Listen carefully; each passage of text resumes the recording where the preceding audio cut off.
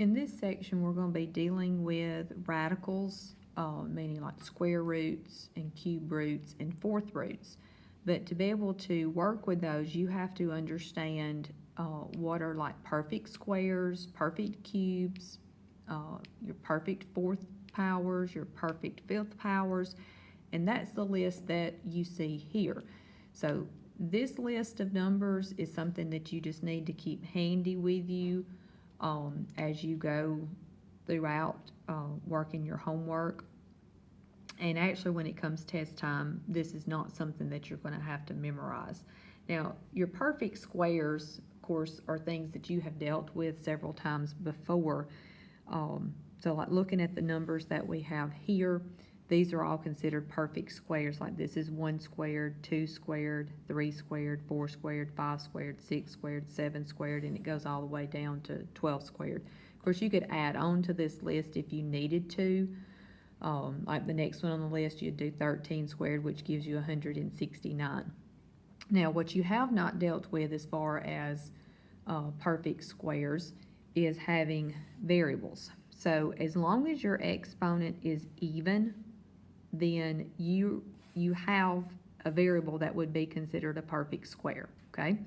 Now, perfect cubes, this would be 1 cubed, 2 cubed, 3 cubed, 4 cubed, 5 cubed, 6 cubed, and again, you could add on to that list if you needed.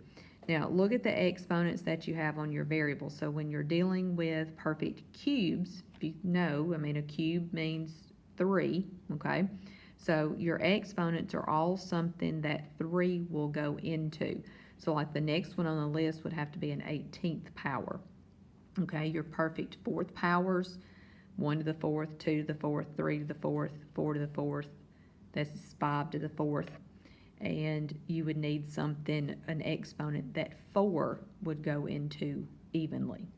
And then your perfect fifth powers, this is 1 to the 5th, 2 to the 5th, 3 to the 5th, 4 to the 5th.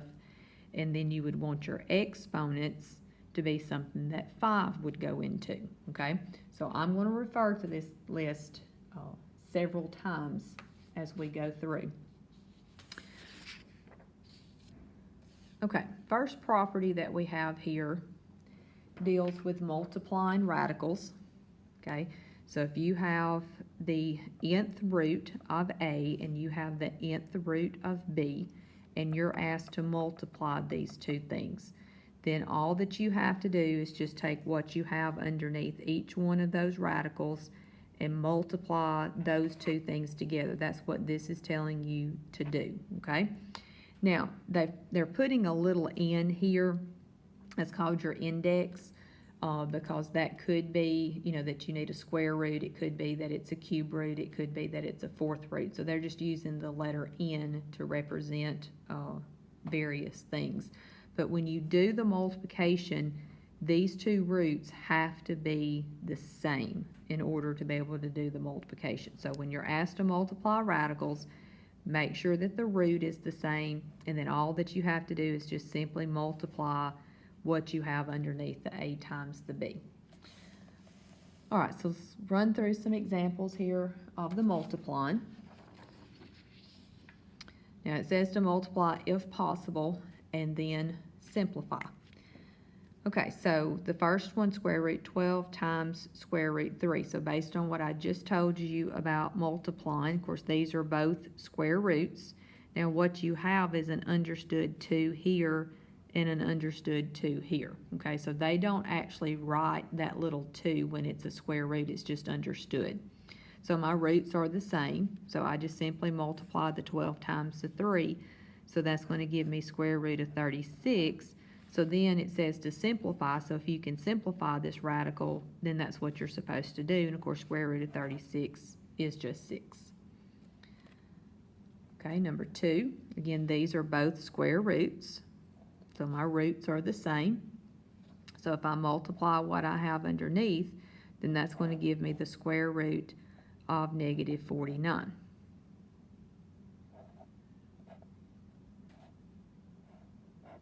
Okay. Now, if you remember, we've already dealt with the imaginary, okay? So to simplify this, you would rewrite this as -1 times 49. So remember, the square root of the -1 gives you I, and then the square root of 49. 49 is a perfect square. Again, I mean, I didn't mention the list a while ago, but since we're dealing with squares, see, there's the 36 that I did on that first example, and here's the 49 that I'm working with on this example. So the square root of 49 is just going to give me 7. So that's going to simplify to be just 7i.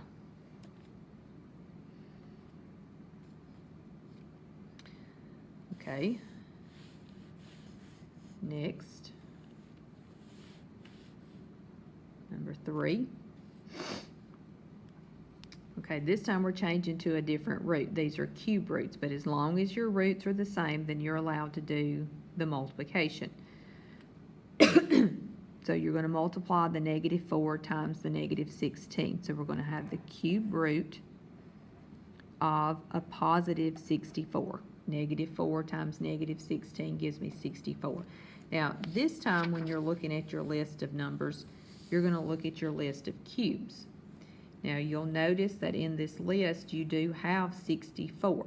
Okay, so that means 64, when you take the cube root of it, you're going to end up with just an integer value. Now, if you don't have a calculator handy, that's fine. You can still figure this out from the list, because remember, this is 1 cubed, 2 cubed, 3 cubed. This is 4 cubed. So that means the cube root of 64 would be 4, because it's 4 to the 3rd power, that gives us the 64.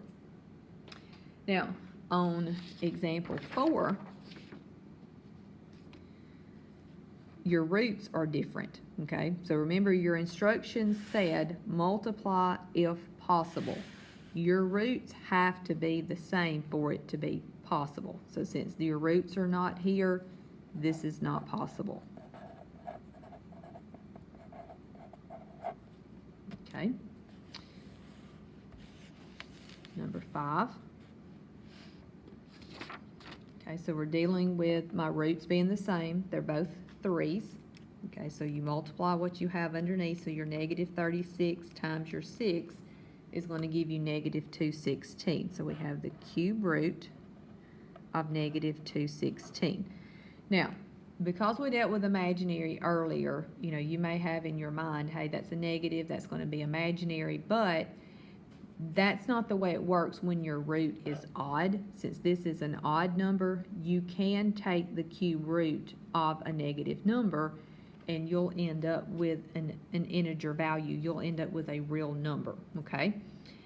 So if you look at your list of cubes again, see, I've got 216 here on my list. But if it's a cube, remember, if it's odd, or if it's a 5th power, since these are both odd roots, then these numbers that you have in this list can be negative, okay? So the 216, this is 1 cubed, 2 cubed, 3 cubed, 4 cubed, 5 cubed, 6 cubed. So the cube root of 216 is 6, but in this case it would have to be -6, since it's -216.